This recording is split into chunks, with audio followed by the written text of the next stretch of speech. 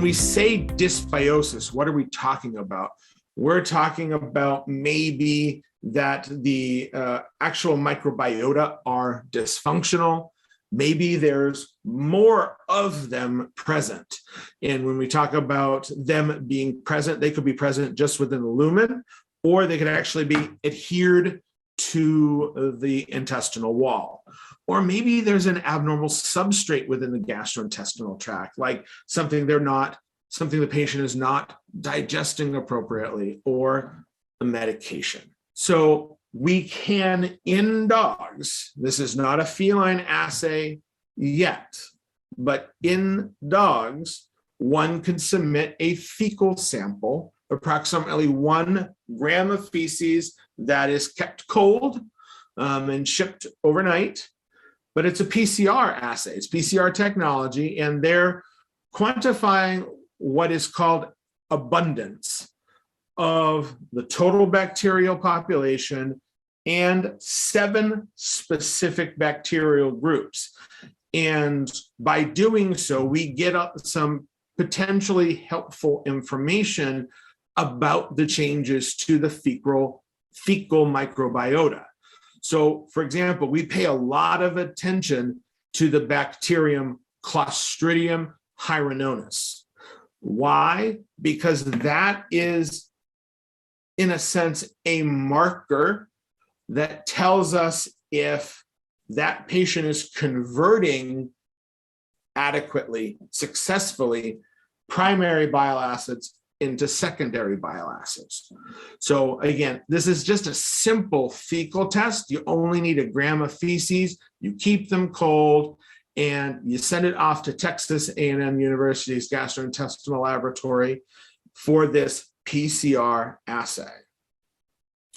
And so these are the 7 bacterial species that are currently evaluated in this PCR test, as well as a list of what we expect to happen to each group when dysbiosis is present.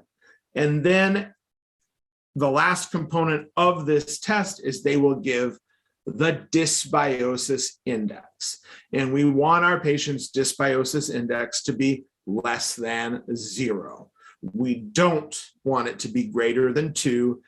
And of course, like almost every test you and I run, there's always the gray zone as well. And then we look at patterns. We look at the overall dysbiosis index. We look at what's happening with the Clostridium hyrinonis to help us come up with some reasonable logical diagnostic differentials. So patients who have an increased diagnostic dysbiosis index and the Clostridium hyrinonis abundance is decreased, we're usually talking about exocrine pancreatic insufficiency. They've just been exposed to broad spectrum antibiotics like metronidazole, for example. C. difficile infections aren't that common in canine and feline, but this pattern would be consistent with that.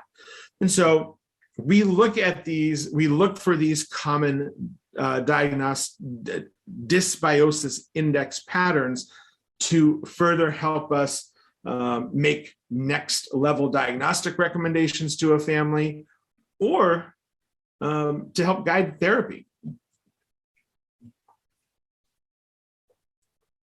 I do want to point out a increased dysbiosis index with a normal Clostridium hyrinonis population or abundance.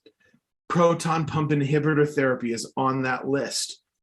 Omeprazole, Prilosec. Because we as a profession tend to use a lot of proton pump inhibitors, this just emphasizes how important patient history can be, because maybe you didn't prescribe omeprazole, but the owner's second cousin contacted her on Facebook and said, "Oh, it worked for my dog," and they just did it themselves.